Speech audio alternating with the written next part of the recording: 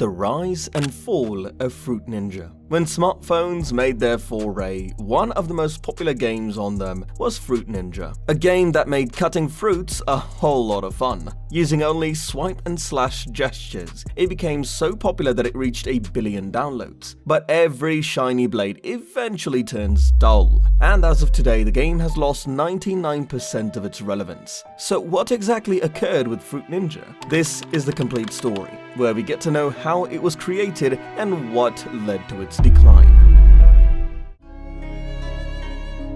For those who are unaware, Fruit Ninja was created by an Australian game developer, Halfbrick Studios. They had been making games since 2001, when they used to work for international labels, delivering licensed games such as Avatar: The Last Airbender and Marvel Superhero Squad. These were usually designed for playing on consoles such as the Game Boy, PS2, Xbox 360 and Nintendo DS. But after the 2008 economic downturn, developing games in Australia proved to be rather costly. As such, they lost their global clients, and the 70-member company was on the verge of going out of business. So in 2010, Shaniel Dio took the bold decision to craft games of their own, which not only included Fruit Ninja, but others such as Jetpack Joyride, Dan the Man, and a whole lot more. We'll go into them some other time. For now, let's get to know the story of Fruit Ninja.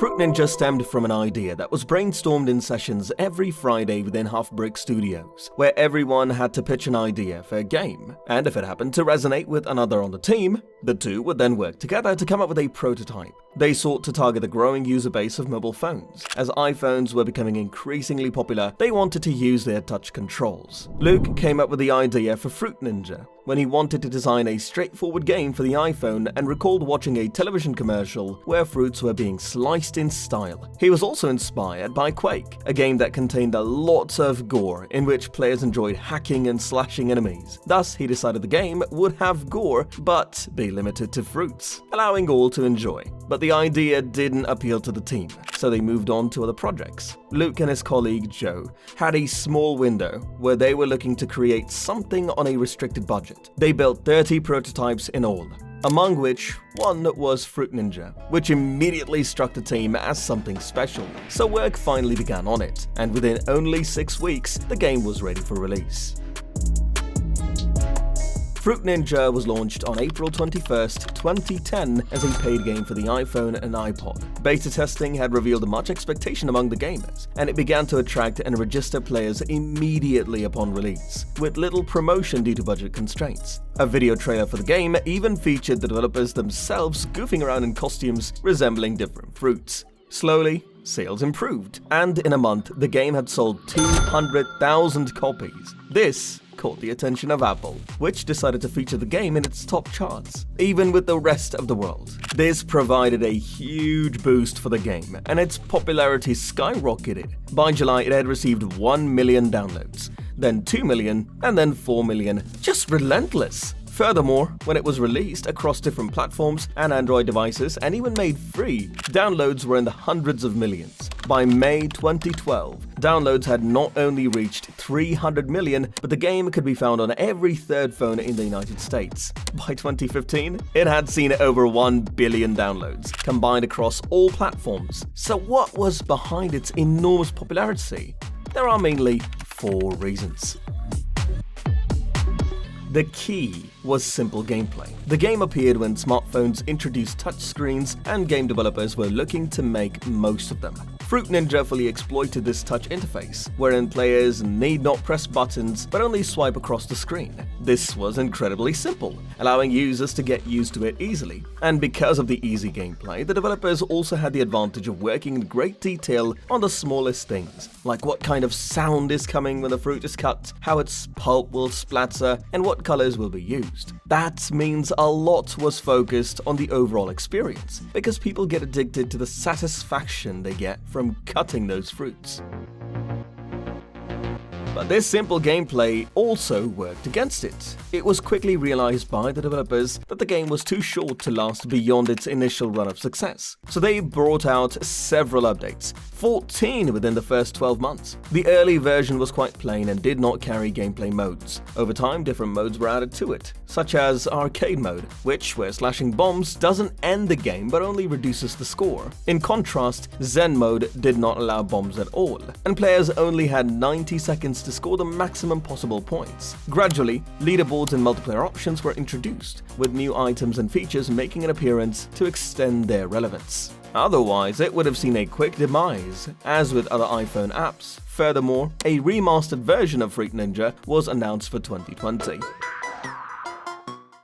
Not only did developers release updates, but they also released the game across multiple platforms. They did not seem to leave out any. iPhone, iPod, Android, Windows Phone, iPad, Facebook, Kindle, it was everywhere. In 2011, it was also released for Xbox 360 with the title Fruit Ninja Connect. Then in 2012, the developers partnered with BlueStacks to bring it out on Windows, which attracted 1 million downloads in only 10 days. Also, newer editions were rolled out with titles such as Fruit Ninja HD, Fruit Ninja THD, Fruit Ninja FX, Fruit Ninja Frenzy, and Fruit Ninja Connect 2. In 2016, Fruit Ninja VR was released for PlayStation, Steam, and Oculus. Thus, the developers left no stone unturned and brought the game out on every platform to reach as many people as possible.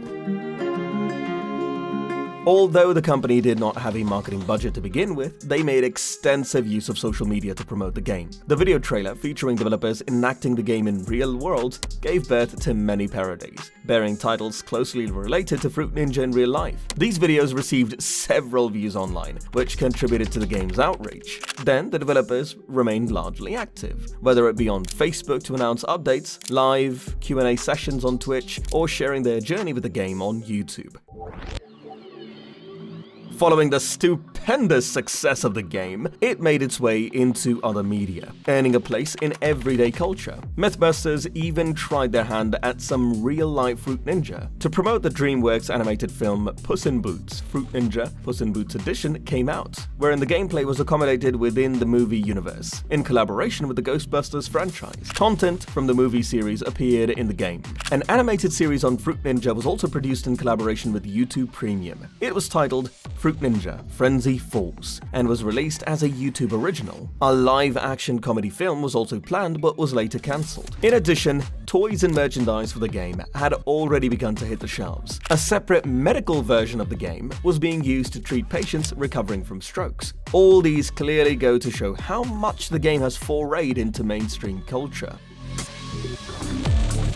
Then the sequel to Fruit Ninja got released, which was a cut above the original. The gameplay mechanics were the same, but donned a much better look with new power-ups, multiplayer mode, boss battles, tournament contests, and a host of microtransactions. Yet, even after several updates, different collaborations, sequels, and additions, the game had to meet an inevitable decline. But sooner or later, one grew wary of it. No matter how many modes or skins it offered, with the core gameplay remaining the same as ever. If you look at this graph on Google Trends, the game was relevant from 2011 to 2013, or perhaps 2014, and this was likely when you and I played it immensely. But today, we are no longer drawn to it. The game has become endlessly repetitive with the same slicing movements. This appears to be a drag for all games, whose simplicity earns them serious addicts. But going forward, that very simplicity turns into dull monotony, and even the developers had shifted their focus to other games. Luke himself stated that he and his team had suffered burnout following 2 years of intensive work on the game. They were also working on games like Jetpack Joyride, which spared them little time for Fruit Ninja. Thus, it was handed over to an altogether different team, which brought many changes given how the game had grown into a business. Somewhere down the line, profits took over the real agenda, and harsh decisions were made by the new team, as they did not bear any attachment to the game. In 2015, Luke quit Halfbrick after 8 years of working as the chief creative officer. Going ahead, the studio faced a number of difficulties, like their other games couldn't match the success of Jetpack Joyride and Fruit Ninja. Consequently, in 2018, the studio laid off half of its employees to focus exclusively on these two major hits. But as things stand presently, Fruit Ninja is dead in the water, as evident from this graph. So that was the complete story of Fruit Ninja. A shout out to the video by Luke, wherein he has recorded his entire journey with the game, from conception to his work as a lead designer. Let me know in the comments if you'd like to know the saga of Jetpack Joyride, or to learn of a similar anecdote about the game Flappy Bird. Click on the video to your left, and to know why the game Fall Guys petered out, watch the video on the right. If you enjoyed this video, add a like and subscribe to our channel. Do press the bell icon to get notifications about our latest videos. See you in the next video. Till then, adios.